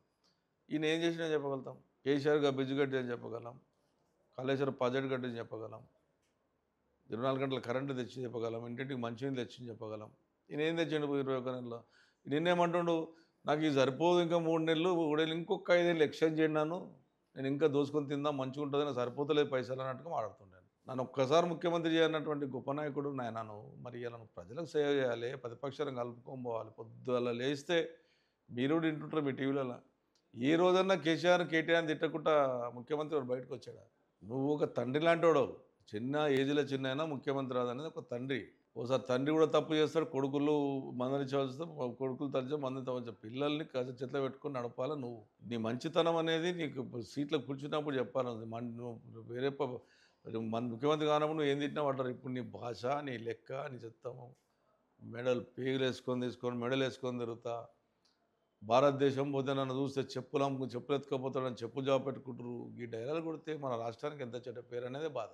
యూట్యూబ్లలో పెట్టినోని కూడా తిట్టబడి నువ్వే కదా ఆ రోజున యూట్యూబ్లలో పెట్టించిన దొరవు. సోషల్ మీడియాను వాడుకుంది నువ్వే కదా, అడ్డమైన వాళ్ళతో పెట్టించి అడ్డమైన సోషల్ మీడియా వాడింది, ఆ సోషల్ మీడియాను పగబట్టావు. అంటే ఇప్పుడు ఇందడ చదువు అనే టాపిక్ వచ్చింది. అంటే మీరు కూడా సొంత డబ్బులు ఖర్చు పెట్టి ఇక్కడ నియోజకవర్గానికి చాలా కృషి చేస్తున్నారని మాకు తెలిసింది. అంటే 8th క్లాస్ వరకు మీరు చదువుకున్నారు. ఎందుకంటే ఫస్ట్లో మాట్లాడుతూ కూడా నేను 7th క్లాస్గా చదువుకున్నా, 8th కాదు. అదే సార్, పోనీ 7th. ఎక్కువ చదువుకోకపోవటం వల్ల కూడా ఇప్పుడున్న పరిస్థితులను దృష్టిలో పెట్టుకుని ఎక్కువగా ఈ విద్య మీద ఫోకస్ పెట్టారా? ఎందుకంటే స్కూల్స్, కాలేజెస్ కూడా మీ ఓన్ డబ్బులతో ఖర్చు పెట్టి మరీ విద్యని అందిస్తున్నారు కదా. ఆ రోజు చదువుకోలేనటువంటి పరిస్థితి ఉన్నామంటే ఉన్నది ఒకటే గవర్నమెంట్ స్కూల్ కదా, ఉన్నది ఒకటే స్కూల్. ఇప్పుడు ఎన్నో స్కూల్స్ అయినాయి, రకరకాల స్కూల్స్ అయినాయి, రకరకాలు ఉన్నాయి. వాళ్ళ తల్లిదండ్రులు చదివిస్తున్నారు, మంచి మంచి కార్పొరేట్ స్కూల్లో చదివిస్తారు. అవి తేవాలన్న ఆలోచన కదా. నాలాగా ఇంకోటి ఉండొద్దనే కదా. నేను రాజకీయ నాయకుడు ఉండొచ్చు, గొప్ప ఉండొచ్చు, నేను ఈరోజు హాయిగా ఉండొచ్చు. నేను ఇలా అమెరికా పోవాలన్నా, ఇక్కడ బయట దేశం పోవాలన్నా భాష ఎంత ఇబ్బంది అవుతుంది. నేను చదువుకోకపోవడం వల్ల నాకు ఇబ్బంది అవుతుందా లేదా? నా తల్లిదండ్రులు చెప్తే వినకపోవడమే కదా నేను చదువుకోకపోవడం కారణం. నేను చదువుకుంటే ఇలా అమెరికా పోతే ఆడొక మనిషిని పెట్టుకోవాలి. నన్ను ఏ స్టేజ్ నుంచి ఎక్కి ఫ్లైట్ ఎక్కినాక ఇంట్లో ఇచ్చినాక ఒక మనిషిని పెట్టుకోవాలి. నేను చదువుకుంటుంటే ఆ ఇంగ్లీషో అందో వచ్చి నడుస్తుండే కదా. అది నాలాగా ఇంకొక విద్యార్థికి ఉండొద్దు. మన రాష్ట్రంలో ప్రతి ఒక్క చదువుకోవాలి, దానికి ఏది కావాలన్నా, స్కూల్ కావాలన్నా, బిల్డింగులు కావాలన్నా అన్ని రకాలుగా ఉంచాలనేటువంటిదే నా తపన. అందుకొరకే ప్రతి సంవత్సరం 11,000 మంది విద్యార్థులకు బ్యాగులు, పెన్సిళ్ళు, పెన్నులు 3 కోట్లు ఫ్రీగా ఇచ్చి 11,000 మందికి విద్యార్థులకు నేను బ్యాగ్ పెన్నులు ఇచ్చాను. పర్ ఇయర్ 3 crores ఖర్చు పెట్టి స్కూల్ బిల్డింగ్లు కట్టించిన సొంతం డబ్బులు పెట్టి. Government junior college, degree college Kukkadapalli తీసుకొచ్చిన సొంతం డబ్బులు పెట్టి 10 లక్షలు పెట్టి బెంచీలు, కుర్చీలు వేసి ఇలా 2,500 మంది ఇలా degree college girls, boys college ఇచ్చాం. ఇక 44 జిల్లా పరిషత్, మండల పరిషత్ స్కూల్ కట్టించాం ఈ 10 సంవత్సరాల్లో. ఎడ్యుకేషన్ బాగుండాలనే తపనలో పూర్తి బాధిస్తాను. ఎడ్యుకేషన్ పెట్టిన దృష్టి దీని మీద పెట్టాను నేను. పిల్లల భవిష్యత్తు బాగుండాలని అది కూడా గవర్నమెంట్ స్కూల్నే డెవలప్ చేశాను. ఎందుకంటే గవర్నమెంట్ స్కూల్లో చదివించడం బీదవాళ్ళు అంటారు కాబట్టి. నుంచి నేను ఇప్పుడు మన బ్యాగ్ ఇవ్వాలని ఆపే ప్రయత్నంకి వచ్చారు. ఈయన ఇస్తలేరు, వాళ్ళు ఇస్తలేరు, అది పరిస్థితి. Okay sir. అంటే మామూలుగా రోజు కొన్ని వందల మంది మీ దగ్గరికి వస్తూ ఉంటారు సమస్యలు. అంటే ఇందాక మనం మాట్లాడుకున్నట్టు ట్రాఫిక్ సమస్య కానీ, లేకపోతే విద్యను కూడా. సో, ఈ కాకుండా ఈడ కూకట్పల్లిలో ఇంకా ఎలాంటి అభివృద్ధి జరగాలని మీరు కోరుకుంటున్నారు? ఇంకా ఎలాంటి సమస్యల మీద ఎక్కువగా ఫోకస్ పెట్టారు సార్? ఇప్పుడు కుక్కడపల్లికి మ్యాక్సిమం చేసినాం మేమే. ఉన్న ట్రాఫిక్ సమస్య మేజర్. ట్రాఫిక్ సమస్య కావాలంటే కొన్ని బ్రిడ్జెస్ కావాలి. జేఎన్టీ మన ట్రక్ పార్క్ దగ్గర 2 బ్రిడ్జిలు 360 కోట్లు శాంక్షన్ చేశాను నేను. 3 ఏళ్ళు అయింది. టెండర్ అయింది, అన్నీ అయింది. పత్తినగర్లో 2 బ్రిడ్జిలు శాంక్షన్ టెండర్ అయింది, కాంట్రాక్ట్ అలాట్ అయ్యాడు. అది స్టార్ట్ చేయండి రా నాయన అంటే ఇప్పుడు స్టార్ట్ చేస్తారు. కొబ్బరికాయ కొట్టుకుంటారా నాయన, వర్క్ అనేది స్టార్ట్ అవుతుందని చేస్తారు. 4 బ్రిడ్జిలు శాంక్షన్ అయ్యి రెడీ అయ్యి టెండర్ అయినాయి. కొద్దిగా ఇంప్లిమెంట్ అవుతుంది, కొద్ది ప్రజలకు ఇబ్బంది అవుతుంది, చెయ్యండి దండం పెడతా నిరాదీక్ష చేస్తా అంటే కూడా వింటలేరు. ఎందుకు సార్? ఎందుకంటే ఇక వాళ్ళకు మీకు వాళ్ళు చేయలేరు, చేయనియరు. మంచిని యాక్సెప్ట్ చేయాలి, చెడును దూరం చేయాలి. అట్లా కదా వాళ్ళు చేసింది మేమేం చేయాలి. కంప్లీట్ అయితే ఇప్పుడు కల కుప్పరికాయ కొట్టేస్తారు. ఇప్పుడు స్టార్ట్ చేయాలంటే పైసలు కావాలి. వాళ్ళు దీనికే సరిపోతుల్లో ఈడే పెట్టేట్టున్నారు. నేను మొన్న మున్సిపల్ ఆఫీస్లో కమ్యూనికేషన్ చెప్పిన 1 మంత్ లోపల మీరు గిట్ట బ్రిడ్జులు స్టార్ట్ చేయకపోతే నేను వచ్చి మున్సిపల్ ఆఫీస్లో నిరాదీక్ష చేస్తాను అని చెప్పిన. ఇప్పుడు ఏదో వర్క్ రన్నింగ్ నడుస్తుంది, సర్వే అవుతుందని చెప్తున్నారు. ఇంకా అది స్టార్ట్ అయినాడు తెలుస్తుంది. అవుతుందంటారా? అంటే మీ అభిప్రాయం ప్రకారం కాకపోతే తాట తీస్తాడు కూర్చుంటా, తాళాలు వేస్తా మున్సిపల్ ఆఫీస్కి. నేనేం వదిలిపెట్టాను. 2 ఏళ్ళు అయింది. నేను డిసెంబర్ దాకానే ఓపిక. దాని తర్వాత ప్రజలు సపోర్ట్ తీసుకొని డోర్ టు డోర్ వెళ్ళి ప్రజల సపోర్ట్ తీసుకుంటా వీళ్ళు చేసిన పాపాలను నెట్టగలుగుతా, మాకు ఇచ్చిన హామీ నెరవేర్చకపోతే వదిలిపెట్టే పరిస్థితి లేదు. ఓకే. సార్, అంటే ఇంత డేరింగ్ డాషింగ్గా ఉంటాం. అంటే బేసిక్గా పాలిటిక్స్ అనగానే కొన్ని కేసులు ఉంటే కొంత నెగిటివిటీ ఉంటుంది. బట్ కృష్ణారావు గారి మీద అది ఎక్కడా లేదు. ఇంత డేరింగ్ డాషింగ్ ఎక్కడి నుంచి కేసులు మస్తు పెట్టిరు కాంగ్రెస్ పార్టీ, మీకు తెలియదేమో. కాంగ్రెస్ పార్టీ గతంలో 30 కేసులు పెట్టినాను. అన్ని జైలు దింపింది కాంగ్రెస్ పార్టీ. తెలుగుదేశం పార్టీలో ఉన్నప్పుడు నానా ఇబ్బందులు పెట్టిన పార్టీ ఇది. ఈ సుఖమైన పార్టీ ఏం కాదు. నేను టోటల్గా కాంగ్రెస్ వ్యతిరేకంగా పుట్టాను. నేను పెట్టిర్రు, నానా ఇబ్బందులు పెట్టిర్రు. పెడితే భయం ఏం లేదు. నేనేం భయపడ్డాను కాదు. నాకు ప్రజలు ముఖ్యం. నా జీవితంలో సామాన్యుని ముఖ్య ఎమ్మెల్యేని చేసిరు. నన్ను 3 సార్లు, ఒకసారి చేసి 3 సార్లు చేసిరు. మరి అటువంటి వాళ్ళ గురించి పోరాడడం నాకు 2 ఏళ్ళు ఎందుకు టైం ఇచ్చాం? చేస్తారేమో అనుకున్నాం, చేస్తలేరు. చేయకపోతే ప్రజా ఉద్యమం దాకా తప్పదు. ఆఫీసులను వేధిస్తున్నారు, కరప్షన్ పెరిగిపోయింది, బిల్డింగ్ కట్టినా పాపం ఉంది, బిల్డింగ్ పెరిగినా పాపం ఉంది, డబ్బులు ఇవ్వకపోతే పాపం ఉంది, ఆఖరి రోడ్లు వేసేదే డబ్బులు వసూలు చేస్తున్నారు. ఎన్ని రకాలుగా బిల్డర్లను బాధ పెడుతున్నారు. బిల్డర్లు అయితే బెంగళూరు దెంకపోతున్నారు. వీళ్ళు చేసిన పాపాలు అంతా ఇంత కాదు. సరే టీవీలో చూపెడుతున్నారు కాబట్టి గొప్పలు చెప్పుకుంటారు, కానీ వీళ్ళు చేసింది ఏం చేయలే. ఇలా పరిపాలించేటటువంటి ఎవరైతే ఇలా రాష్ట్రంలో పరిపాలిస్తారో ఏ ఒక్కడు ఉద్యమంలో పనిచేసినోడు కాదు. తెలంగాణ రాష్ట్రం కావాలనుకున్నాడు కాదు. వీళ్ళంతా తెలంగాణ రాష్ట్రం వద్దనుకున్నారు. ఇలా మాట్లాడుతున్నారు, మాట్లాడండి. సోషల్ మీడియా మీ చేతిలో ఉంది, టీవీలు మీ చేతిలో ఉన్నాయి, యంత్రాంగం మీ చేతిలో ఉంది, మాట్లాడుకోండి. ప్రజలు గనుపాట చెప్పే రోజు తొందరగా వస్తుంది, చెప్తారు. మీరు ఎక్స్పెక్ట్ చేశారా సార్ కాంగ్రెస్ ప్రభుత్వం అధికారంలోకి వస్తుంది, రేవంత్ రెడ్డి గారు సీఎం అవుతారని? ఇప్పుడు ఎక్స్పెక్ట్ చేసామంటే ప్రజల నిర్ణయం అనేది ఎలక్షన్ 3-4 రోజుల ముందు నిర్ణయం తీసుకుంటారు జనాలు. చాలామంది ఏమంటారు అంటే 1 year ముందు, వాళ్ళు తీసుకున్న 4-5 days ముందే అరే ఎల్లుండి ఎలక్షన్ ఉంది, వాళ్ళు ఏం చేద్దామని అనుకుంటారు. ఇంట్లో భార్య భర్తలు కూర్చొని మాట్లాడుకుంటారు. వాళ్ళ నిర్ణయం మనకి ఎట్లా తెలుస్తుంది? కానీ అబద్ధాలకైతే లొంగిపోయారు అంత పబ్లిక్. అబద్ధాలకైతే లొంగిపోయారు. 4,000 రూపాయలు ఇస్తానని పెంచిన 2 ఏళ్ళు, నెలకు 2,000 రూపాయలు. వీళ్ళు 21 నెల అయింది, 44,000 ఒక ఉద్యోగంగా ఆమె ముసలావాడికైతే ముంచినావు కదా. ఆమెకి ఇస్తాన 4,000 రూపాయలు 22 నెలల్లో డబల్ పెట్టుకున్నా 44,000 రూపాయలు ముంచినావు కదా. దాంట్లో 2 నెలలు పింఛనే కొట్టిండు దొరా. నేను మంచి చేసినా, నేను ప్రమాణం చేసినా, అలా ఫ్యామిలీ దోసుక తిన్నారు. అరే నాయన, నా ఫ్యామిలీ దోసుక తిన్నుంటే ఇలా కాళేశ్వరం ప్రాజెక్ట్ రాకపోవు, 24 గంటల కరెంట్ రాకపోవు, హైదరాబాద్ నగరానికి బ్రిడ్జులు రాకపోవు, హైదరాబాద్ నగరంలో ఉన్నటువంటి ఇంటింటికి మంచినీరు రాకపోవు, ఇలా మెట్రో స్టేషన్ రాకపోవు. తెలంగాణ రాష్ట్రంలో ఆయన ఉండేప్పటికనే అంత అభివృద్ధి చేసిండు. ఓడిపోయింది ఎంత? మేము 150,000 ఓట్లతో ఓడిపోయాము అంతా కలిస్తే. మాకు ఓడిపోయిన సీట్లలో 39 మేము గెలిస్తే 500 నుంచి 1,500 ఓట్లతో ఓడిపోయినాయి 20 సీట్లు. ఇవి గెలిచిందని ఇప్పుడు గెలిచిన రాయాలి. అన్ని అబద్ధాలు చెప్పినా మేము 39 మంది గెలిచినాం కదా, అంతే కదా. మొన్న వచ్చారు ఎంపీ ఎలక్షన్లో చోటేబాయ్ బడాబాయ్ ఒకటయ్యారు. హిందువులు నీళ్ళు రెచ్చగొట్టారు, ముస్లిం 4 రెచ్చగొట్టేసి ఇద్దరు పంచుకురు. ఏం తెచ్చి తెలంగాణ రాష్ట్రానికి? ఇద్దరు బీజేపీ పార్టీ, కాంగ్రెస్ పార్టీ. ఏమైనా తెచ్చిరా? ఓ 10,000 కోట్లు తెచ్చిరా? ఇద్దరు 16 సీట్లు ఇచ్చిరు మా తెలంగాణ ప్రజలు. ఏం తెచ్చిరు? వర్షాలు వచ్చినాయి, ఏమైనా ఇచ్చింది ఆ ప్రభుత్వం? వస్తురు మాట్లాడుతున్నారు, చోటబాయ్ బడాబాయ్ ఇద్దరు తిట్టుకుంటే రాయిగా ఉంటున్నారు. ఏమన్నా పొద్దుల కేసీఆర్ లోపడైనా, కేటీఆర్ లోపడైనా, హరీష్ రావు లోపడైనా, ఫ్యామిలీ చిచ్చు పెట్టాలన్నా, ఫ్యామిలీని డిస్ప్యూట్ చేయాలన్నా, ఇదే ఆలోచన తప్ప ప్రజా జీవితంలో ప్రజలకు మంచి చేయాలన్నటువంటి ఆలోచన కానీ ఇది చేయట్లేదు, ఇది మంచిది కాదు, తొందరలో మీకు కూడా ప్రజలు గుణపడని చెప్తారు, ఘోరాది ఘోరంగా చెప్తారు. అది కూడా చెప్తున్నా, చాలా భయంకరంగా చెప్తారు. ప్రజలు చాలా తెలివిగలను, అన్న తెలంగాణ ప్రజలు చాలా ఇంకా తెలివిగలను. ఇప్పుడు ఏదో అధికారం ఉంది, 3 ఏళ్ళు ఉంది, ఇప్పుడు ఎందుకు అంతా పంచాయతీ పెట్టుకుంటే మళ్ళీ నా కొడుకుని తీసుకొని నా మొగం తీసుకొని లోపడేస్తారు, ఎందుకు నాకు పంచాయతీ చెప్పి ఇంట్లో చూస్తారు తప్ప ఓటింగ్ వచ్చినట్టు చూపెడతారు. సార్ అంటే ఫ్యామిలీ టాపిక్ వచ్చింది కాబట్టి అడుగుతున్నాను సార్. సార్ నిజంగానే కేసీఆర్ గారి ఫ్యామిలీలో చిన్న చిన్న మనస్పర్ధలు ఉన్నాయా సార్, లేకపోతే వేరే వాళ్ళు ఏమన్నా కావాలని వాళ్ళ మధ్య పెట్టిన కాంట్రవర్సీ అనుకోవచ్చు అని మీరు మాట్లాడారు? ప్రతి ఇంట్లో ఫ్యామిలీ కొట్లాట్లు లేవా? మీరు చెప్పండి. పెద్దోళ్ళు కాబట్టి బయటకు వస్తాయి, ఇంట్లో లేవా? అక్క ఉంటుంది, చెల్లి ఉంటుంది, తమ్ముడు ఉంటుంది, నాకు అంత నాకు ఇంత అని అనుకోరా? అది కామన్, అది అది ఇంట్లో ఫ్యామిలీ అనేది కామను. రాజకీయ నాయకులలో కొద్దిగా ఎక్కువ ఉంటుంది, రాజకీయ నాయకులలో కొద్దిగా ఎక్కువ ఉంటుంది, రాజకీయ నాయకులు లేనప్పుడు కొద్దిగా తక్కువ ఉంటుంది. అది దేని గురించి సార్? అంటే పాలిటిక్స్ అంటారా, లేకపోతే పర్సనల్ అనుకోవచ్చా? ఇప్పుడు ఏది మీరు ఏదనుకుంటే అదే. ఇప్పుడు విలేకరులు ఏదనుకుంటే అదే. ప్రతిపక్ష పౌరులకు ఏదైనా తేడా అనుకుంటే విలేకరులు అరే దీని గురించి అంటా అని ఒకటి చెప్పిన అనుకో అదే చూపెడతారు. వాళ్ళకి ఇంట్లో అనేటటువంటిది ఫ్యామిలీలో లొల్లి స్టార్ట్ అయింది అనుకున్నప్పుడు వాళ్ళ ఇంటికి సంబంధం ఉంటుంది తప్ప పార్టీకి సంబంధాలు ఉండవు. అంతే ఎట్లుంటాయి? ఏదో ఒక కుటుంబంతో పెట్టిన పార్టీ కాదు ఇది. తెలంగాణ ఉద్యమంలో ఉద్యమకారులు ప్రజలంతా ఏకమై టీఆర్ఎస్ పార్టీకి గెలిపించిన పార్టీ ఇది. ఎవరో ఒకరు గడబడి చేయడంత మొత్తం ఉండదు.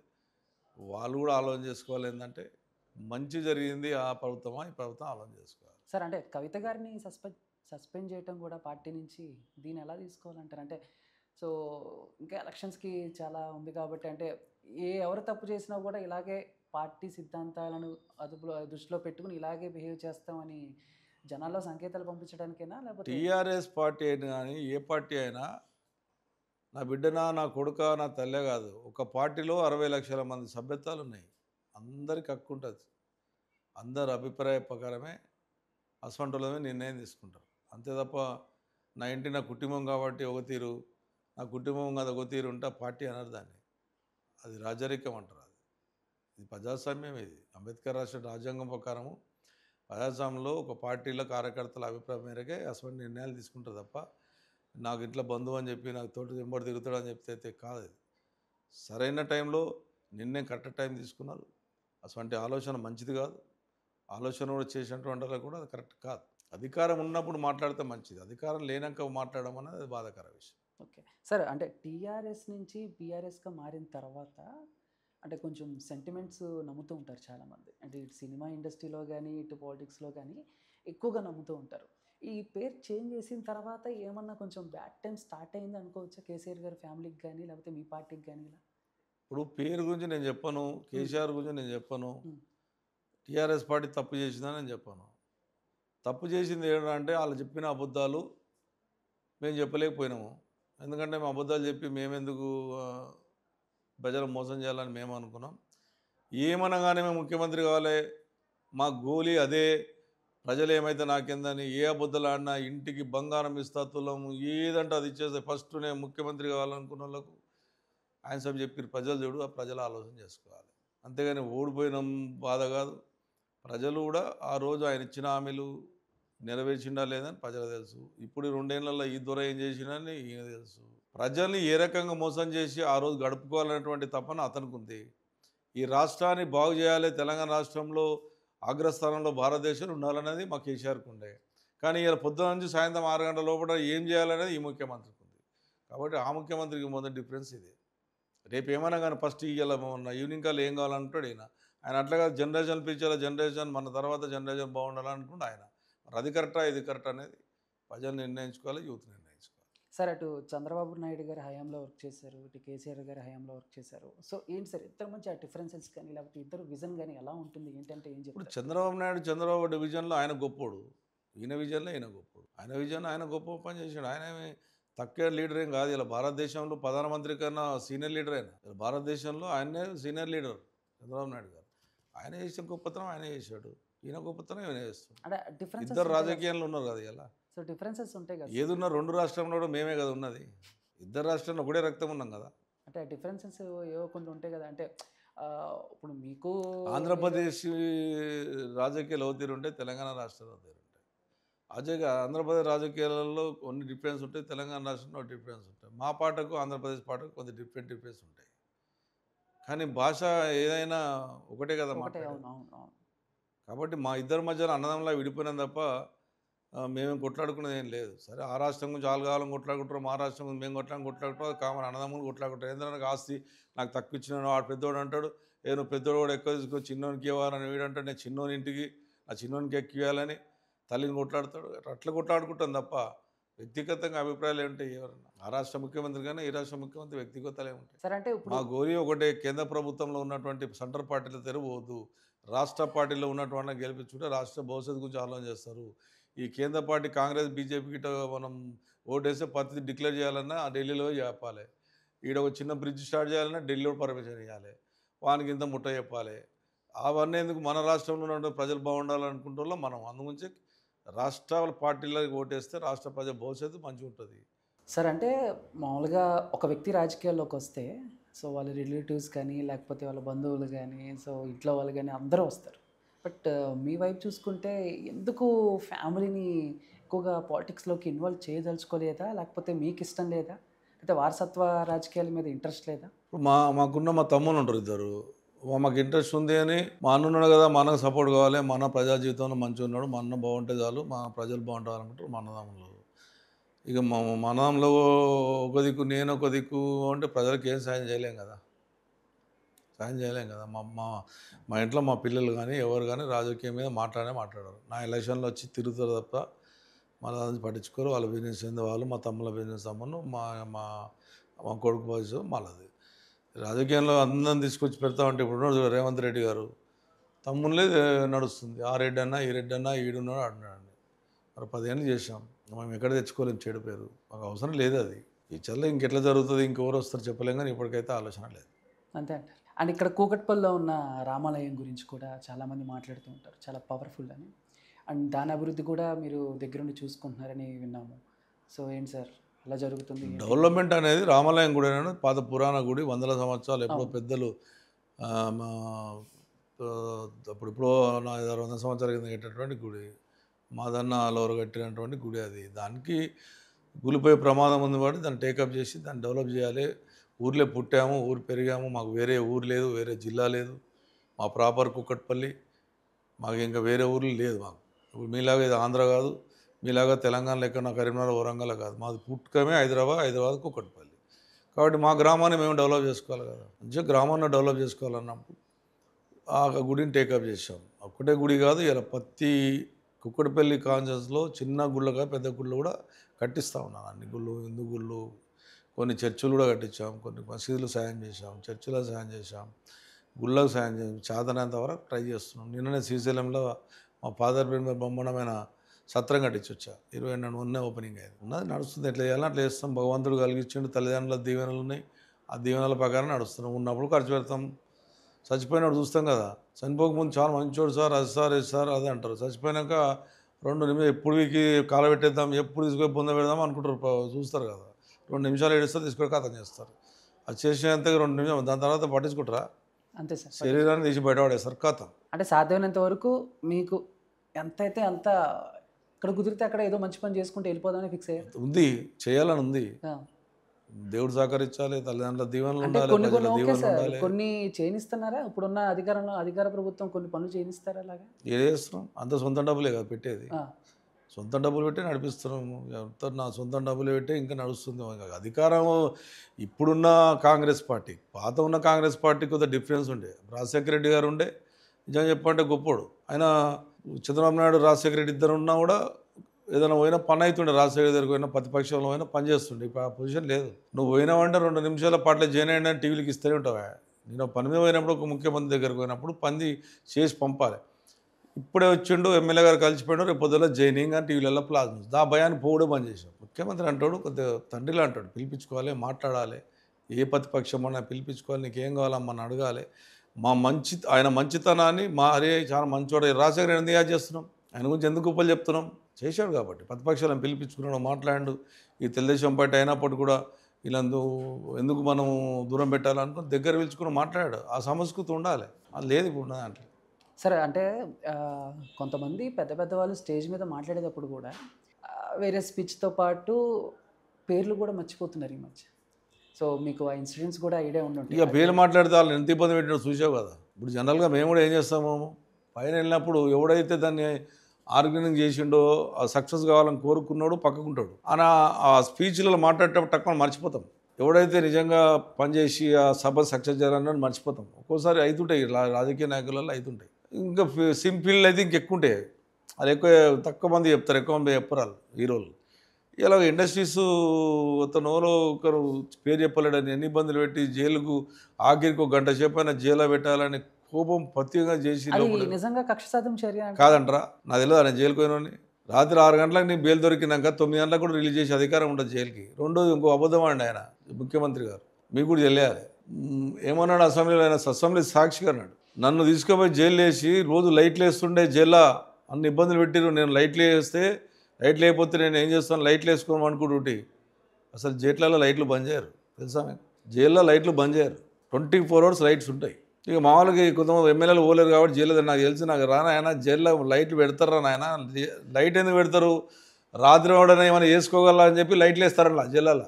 బాత్రూంలకు స్లాబ్లు ఉండవు, బాత్రూమ్ స్లాబ్ లేకుండా బాత్రూంలో కూర్చోబెట్టారు అంటారు. బాత్రూంలో స్లాబ్ ఉండవు, ఎందుకంటే వాడు ఎక్కడ ఊరు పెట్టుకొని చచ్చిపోతాడు అని. ఇంతే గోడ ఉంటాయి, ఇంతే గోడలో బాత్రూమ్ ఉంటాయి, స్నానాలు బయట చేయాలి. అవి చెప్తున్నాడు ఆయన. ఆయన జీవితంలో కూడా అబద్ధమే అది. ఏ జైలు అయినా ఎవరున్నా విఐపి ఉన్నా ఎవడున్నా లైట్లు బంద్ చేయరు, లైట్లు వేసి పెడతారు 24 hours. ఒక్కొక్క మార్కెట్లో 60 మంది 70 మంది ఉంటారు, కొద్దిగా 20 మంది 30 మంది. ఏడున్నా నన్ను ఇట్లు ఇబ్బంది పెట్టిర్రు, నన్ను అట్టు ఇబ్బంది పెట్టిర్రు, లైట్లు వేసి పెట్టిర్రు. లైట్లు వేసి పెడతారు, ఎవడో దొంగ ఊరు పెట్టుకొని తేవాలి, పొడుచుకొని చేస్తారు, గుద్దుకొని చేస్తారని చెప్పి లైట్లు వేస్తారు. ఎందుకంటే వాళ్ళు తిరుగుతుంటారు పోలీసు వాళ్ళు కనబడాలి. ఒక అబద్ధాలు ఆడినటువంటి వ్యక్తులు ఈరోజు ముఖ్యమంత్రి కూర్చున్నారంటే మనం ఏం చేస్తాం. సార్ మీరు ఎన్ని రోజులు ఉన్నారు సార్? అంటే కాంగ్రెస్ పార్టీ ఎన్ని రోజులు పెడితే అన్ని రోజులు పెట్టింది. ఎన్నో జైలు మీరు జైల్లో ఉన్నప్పుడు ఎలాంటి పరిస్థితులు ఎదుర్కొన్నారు? సేమ్ ఇప్పుడు మీరు చెప్పిన సిచ్యువేషన్స్ ఏనా లేకపోతే ఇంకా అవే అప్పటికిప్పటికి అవే కదా, అవే జైలు కదా. అవి రాజకీయ కక్షలకి ఇప్పుడు రాజకీయ కక్షలు కదా. మేము వ్యక్తిగతంగా వేరెత్తి కొట్లాడ పోలే కదా. ఏ కాంగ్రెస్ వాళ్ళని కొట్టిండనో లేకపోతే తప్పుడు కేసులు పెట్టి లోపడేసారు, అప్పుడు అట్లా వేసారు. ఇప్పుడు ఏముందా సార్ రాజకీయాలు అంతేనా సార్? ఈ కక్ష సాధింపు చర్యలు, పర్సనల్ అటాక్స్ అది కాంగ్రెస్ లెక్క ఉంటే ఎన్ని ఉండవు, వేరే పార్టీలో కూడా వేరే పార్టీ లెక్క ఉండవు. నీకు ఏ పార్టీలో కూడా కక్ష సాధనలు తక్కువ ఉంటాయి. అంటే పర్సనల్ కాంగ్రెస్లో వాళ్ళకి కావాల్సింది అధికారం తప్ప ఇంకేముండదు. అలా పర్సనల్ అటాక్స్ కూడా పర్సనల్ అటాక్ ఉంటాయి. మీరు చెప్పండి, 21 నెలల లోపల కేసీఆర్ తిట్టకుండా ఈ రోజన్నా ఉందా చెప్పండి. ఒక్క రోజన్నా ఆయన స్పీచ్ ఆఖరికి చిన్నపిల్లలు స్కూల్ పిల్లలు కూర్చోబెట్టి కూడా రాజకీయం మాట్లాడిన సందర్భాలు దౌర్భాగ్యం చూస్తున్నాం మేము. ఒక్కోసారి ప్రతిపక్షాన్ని మెచ్చుకుంటాం, ఏదో మంచి పని చేస్తే అది చేశాడు అని. ఎప్పుడన్నా ఒక్కటి కనీసం కేసీఆర్ గారు మీరు చెప్పండి, మీ జర్నలిజం అనుభవంలో ఒక్క మంచి పని చేయలేడంటావా మీరు చెప్పండి. కేసీఆర్ మరి ఈయన ఒక్కటి చెప్పాడా? ఒక్కటి. నేను వచ్చినాకనే బ్రహ్మాండంగా జరుగుతుంది 21 నెలల లోపల. అసలు కరెంటు నేనే ఇచ్చిన, నీళ్లు నేనే ఇచ్చిన, ఎస్టీపీలు నేనే కట్టించిన, బ్రిడ్జులు నేనే కట్టించిన, అసలు అన్నీ నేను చేసినాడు. ఆయన కొత్త స్కీమ్ పెట్టింది ఒకటి చెప్పండి. మేము ఇచ్చిన పింఛనే, మేము ఇచ్చిన దళిత బందే, మేము ఇచ్చిన రైతు బందే, ఇవాళ బతుకమ్మ చీరలు ఎగొడితేవి, రంజాన్ పండుగ ముస్లిమే కొడితే, కైసవులకు ఎగొడితే, ఏమి ఇచ్చావు, ఏది ఇచ్చేది కొత్త స్కీమ్ పెట్టావు. మేము ఒక కొత్త స్కీమ్ పెట్టాము రైతు బంధు అని, నువ్వేం పెట్టావు? ఒక గీత కార్మికుడు కింది వాడు చనిపోతే 5 లక్షలు ఇచ్చాం. ఎవడో రైతు ఒక గుంట ఉన్నాడు, రైతు చచ్చిపోతే 7 రోజుల్లో 5 లక్షల రూపాయలు ఇంటికో ఇచ్చినాం. నువ్వు కొత్త స్కీమ్ పెట్టి ప్రజలకు ఏం చెప్పు, మీ నేను అడుగుతాను చెప్పండి.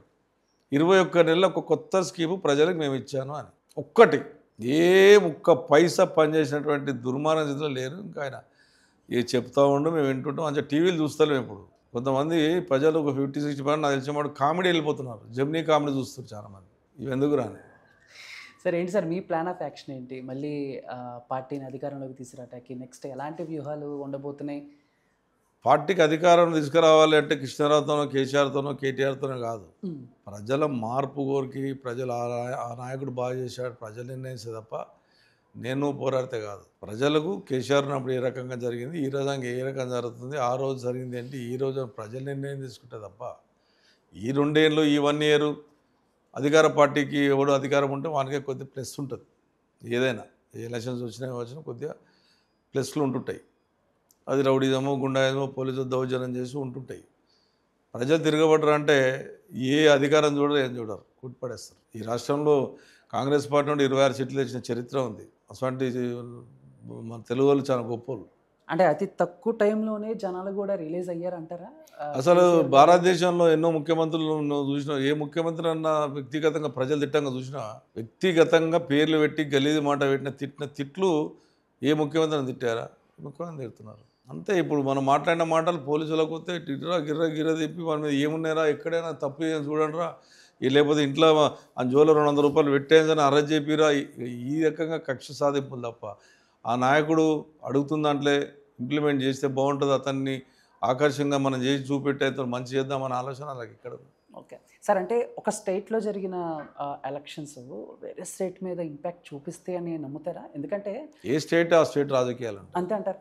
అంటే ఇక్కడ ఆల్రెడీ కేసీఆర్ గారు ఓడిపోయి రేవంత్ రెడ్డి గారు అధికారంలోకి రాగానే చాలా మంది ఏపీలో కూడా సేమ్ అదే అవుతుంది, టీడీపీ జనసేన అధికారంలోకి వస్తుంది, జగన్మోహన్ రెడ్డి గారు ఓడిపోతారు అని చెప్పేసి లెక్కలేసుకున్నారు.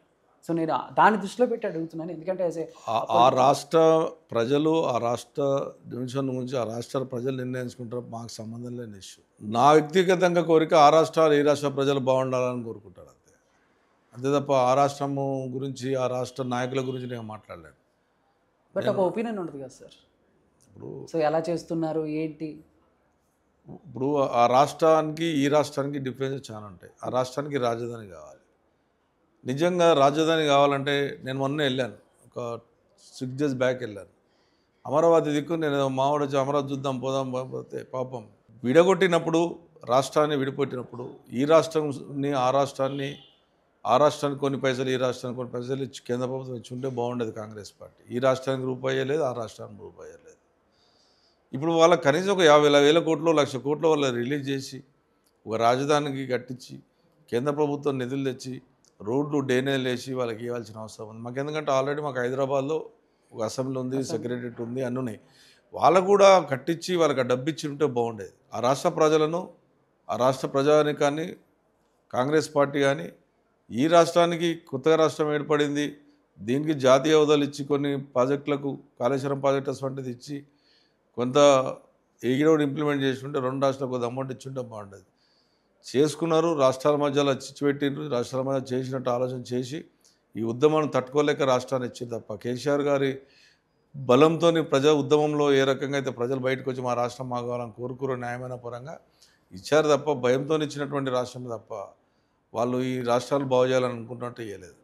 ఈ రాష్ట్రాల మీద కూడా కాంగ్రెస్ పార్టీ, బీజేపీ పార్టీ కానీ 2 రాష్ట్రాల మీద పగ ఉంది ఎప్పటి కూడా. అది మనం తెలుగు వాళ్ళం ఎప్పుడు ఆలోచించాలి. అందుగురించి ఈ రాష్ట్రం ఆ రాష్ట్రం కూడా బాగుండంటేనే మనకు మంచిది. ఆ రాష్ట్రంలో రాజధాని ఏర్పడాలి, ఆ రాష్ట్రంలో అన్ని జరగాలి, ఈ రాష్ట్రంలో ఇంకా ఇండస్ట్రీస్ రావాలి, ఈ రాష్ట్రం బాగుపడాలి. ఈ 2 బాగు చేయాలంటే కేంద్ర ప్రభుత్వంలో ఉన్నటువంటి వాళ్ళు ఆలోచన చేయాలి. మనం కేంద్ర ప్రభుత్వం లొచ్చులో పడిపోతున్నాం. అదే మనమే ఇలా 42 సీట్లు మన చేతిలో ఉండుంటే ఇలా వాడు ఎందుకు భయపడకపోతున్నాయి?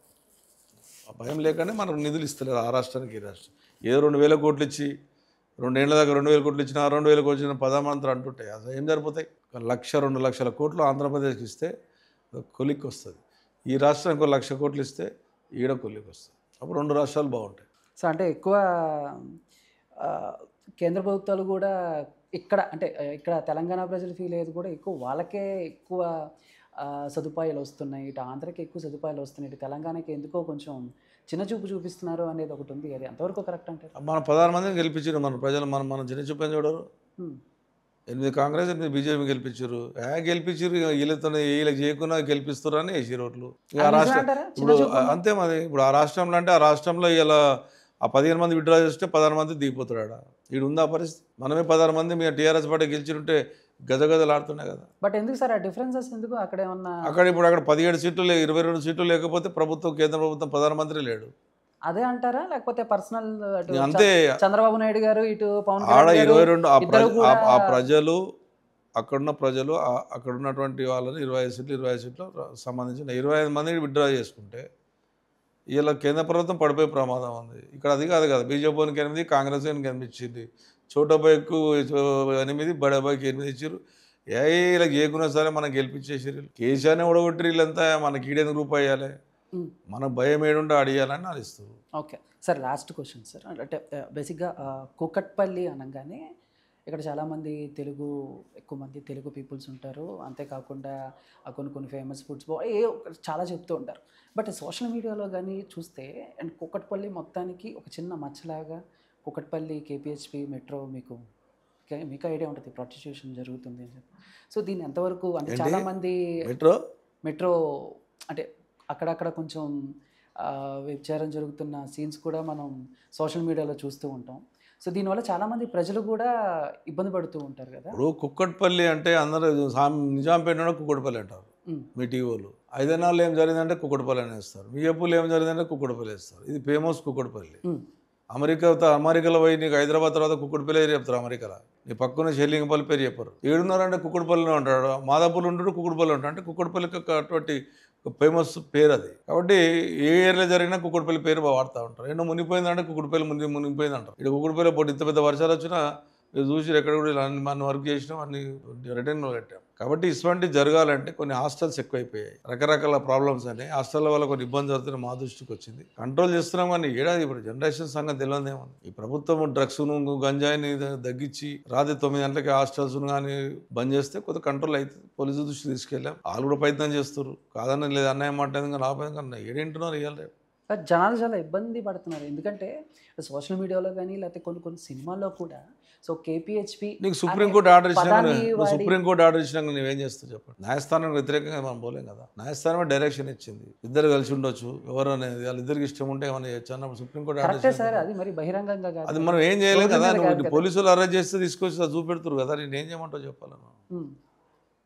మనకున్నటువంటి రాజ్యాంగం ప్రకారం సుప్రీంకోర్టు గౌరవ స్థానం మనకి ఇచ్చింది. అది చేస్తున్నారు. వాళ్ళని ఏం చేయగలని చెప్పండి, మీరు చెప్పండి. పోలీసు అధికారులు కూడా ఏం చేస్తారు? ఇక నా సుప్రీంకోర్టు ఆర్డర్ అంటే పోలీసు వాళ్ళు ఏం చేస్తారు పాపం. సార్ అంటే మార్నింగ్ లేచిన దగ్గర నుంచి ఎన్నో జరుగుతున్నాయి. చెప్పి మీకు చాలా తక్కువ తెలుసు, నాకు ఎక్కువ తెలుసు. కానీ ఏం చేస్తాం? రాజ్యాంగం కొలబడి ఉండాలి కదా. రాజ్యాంగం ఇచ్చినటువంటి జడ్జిమెంట్కి మనం కూడా ఉండాలి కదా. అది ఎవరైతే ఇంప్లిమెంట్ చేస్తారో వాళ్ళు ఆలోచన చేసుకోవాలి. రాజ్యాంగము సుప్రీంకోర్టు ఒక మంచి ఉద్దేశంతో ఇచ్చింది, అంటే దీన్ని చండాలంగా చేస్తున్నారు. ఓకే సార్, అంటే మార్నింగ్ లేచిన దగ్గర నుంచి ఈ రాజకీయాలు ఏవైనా సార్ కొంచెం ఫ్యామిలీతో సరదాగా స్పెండ్ చేయడం, లేకపోతే సినిమాలు చూడటం. రాత్రిపూట ఏం చేస్తాం? 6 గంటలకు ఇంట్లో ఫ్యామిలీతో కూర్చోకపోతే ఇంకేం చేస్తాం? తెల్లారినాక ఫ్యామిలీతో ఉంటాం కదా. ఇంక అందుకనే కావాలి ఫ్యామిలీతో గడిపేది. అలానే కాదు సార్, సరదాగా మీకు సరదా ఏముంటుంది? పొద్దున్న లేస్తాము 10 గంటల దాకా ఈ పబ్లిక్ ఉంటుంది. దాని తర్వాత నాకు పని అయింది. 4-5 గంటలు ఫ్రీగా ఉంటా, ఆడ తిరుగుతాను. మళ్ళీ 6 గంటల ప్రజలు వస్తారు, ప్రజలు ఫోన్లు చెప్తారు, మా కార్పొరేటర్స్ ఉన్నారు, మా కార్యకర్తలు ఉన్నారు. నాకు ఎక్కువ కార్యకర్తల బలం ఎక్కువ. 90% మా కార్యకర్తలే ప్రాబ్లమ్ సాల్వ్ చేస్తారు. మా కార్పొరేటర్లు ఉన్నారు, వాళ్ళు తాగకపోతే నాకు వస్తారు. ప్రజా సమస్యల మీద ఉన్నప్పుడు ఫోన్ చేస్తే పని చేస్తాం. అయితే అంటే అయితే చెప్తాం, కాదని చెప్తాం. ప్రభుత్వం ఓ తీరైంది, ప్రభుత్వం లేదు కాబట్టి కొద్ది ఇబ్బంది అవుతుంది, బాధ అవుతుంది. ఏం చెప్పాలంటే ఈ గవర్నమెంట్ వచ్చిన తర్వాత మాకు వచ్చిన ప్రకారం రాజ్యాంగం రాసిన ప్రకారం కూడా లేదు. ఇలా మాకు పోలీసు రావాలి, ఎక్కడికైనా రారు, ఆఫీసులు రారు, ఇబ్బందులు పెడుతుర్రు, మింగుకుంటున్నాం.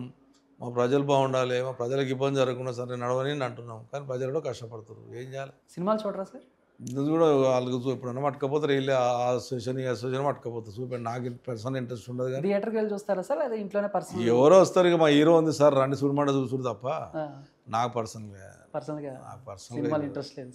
ఏం చూడాలి? పోయి అలా చూస్తే కత్తులు పొడుచుకుని ఇవి పొడుచుకుని అవి పొడుచుకుని ఇంకా అది ఉంటాయి. సినిమాలలో ఏముంటాయి? కామెడీ చూస్తా సార్. అంటే హైడ్రా గురించి ఏం చెప్తారంటే? హైడ్రా ఉన్నోళ్ళ తిరుగు ఓ తిరుగు ఉంది, లేనోళ్ళకి ఉంటుంది. ఉన్నోళ్ళ దిక్కు ఓ తిరుగు ఉంది, లేనోళ్ళకి ఉంటుంది. గరీబుడు ఉంటే కొట్టేసిపోతుంది. మొన్ననే మా హైడ్రా కంపెనీ చాలా బొమ్మని చెప్పాడు, నేను చూసాను. 15,000 కోట్ల రూపాయలు కాపాడినా అని. ఒకసారి హైడ్రా కంపెనీ అడగండి, 15,000 కోట్లు ఎక్కడనే సార్ చూపెట్టండి, మీరే అడగండి సార్. అంటే ఉన్నోడికి ఒకలాగా లేనోడికి ఒకలాగా అంటే ఎన్కన్వెన్షన్. హైడ్రా కమ్యూనిస్ట్ని నా ముందు కూర్చోమని అంటే ఛాలెంజ్ చేస్తున్నా నేను. మా ఇద్దరితో డిబేట్ పెట్టండి, నువ్వు ఉన్నోళ్ళ చేస్తున్నావు నేను నిరూపిస్తా. ఛాలెంజ్ దీని మీద. లేనోళ్ళ నాశనం చేస్తున్నావు, ఉన్నోళ్ళని కాపాడుతున్నావు, ఛాలెంజ్ చేస్తాను. సరే, ఎన్కన్వెన్షన్ కూడా హైడ్రా కమిషనర్ నాకు మంచి అభిమానం నాకంటే. ఎందుకంటే అతను హైడ్రా కమిషనర్ రాకముందు పోలీస్ ఆఫీసర్, మంచి ఆఫీసర్ ఆయన నాకు తెలుసు. కానీ హైడ్రా పేరు చెప్పుకొని ఆయన ఆడిస్తున్నారు చూడు, ఆయన ఆ పాపం హైడ్రా కమిషనర్ తెలుతా చేసాం. నువ్వు ఊరిని నాగార్జున చూపెట్టేసి మొత్తం ఉన్నోని ఒక్కనే కొట్టేసి ఆయన నాగార్జున ఒకరిని కొట్టగానే అయిపోతుందా? ఎంతమంది జీవితాలు నాశనం అవుతున్నాయి. నేనే గొప్ప, నేను 400 సంవత్సరాలు హైదరాబాద్ని పట్టుకొని నేను వచ్చినాకనే హైదరాబాద్ డెవలప్ అవుతుంది, నేను వచ్చినాకనే మంచిగా అవుతుంది. అప్పుడు మా హైదరాబాద్లో ఒకటి ఉంటుండే, రౌడీలు ఉంటుండే. 20 ఏళ్ళ కింద ఒక్కొక్క ఏరియాలో ఒక రౌడీ ఉంటుండే. కోట్లు ఓట్లు సంబంధాలు ఉండకపోవడానికి. ఆ రౌడీ ఆడికి వచ్చిందంటే ఆ ల్యాండ్ హ్యాండ్ ఓవర్ చేయవలసిందే. ఒక ఊరికి ఒక ఏరియాకి ఒక రౌడీ, అమీర్పేటకు ఒక రౌడీ, కూడిపేట రౌడీ, ఇట్లా రౌడీలు ఉందరు. అప్పుడు ఆ పేరు చెప్తే ఆ స్థలం మీద కొక్కుపోతారు. కోర్టు ఆర్డర్ పోకపోతుంటారు ఆ రౌడీతో సెటిల్ చేసుకోవాలి రాబోయే. ఇప్పుడు హైదరాబాద్ నగరంలో ఉన్నట్టు హైడ్రా ఏదైతే వచ్చిందో ఏది ఉన్నా సెటిల్మెంట్ లేని హైడ్రా లేదు. నేను ఇంత ఘాట్గా హైడ్రా కమిషన్తో మాట్లాడుతాను పోయి చెప్పండి. కుక్కడపల్లి ఎమ్మెల్యే నీ మీద ఘాటైన మాట్లాడండు, డిబేట్ పెట్టమనండి నా ముందు, నేను మాట్లాడతాను. Thank you sir. Thank you. Thank you.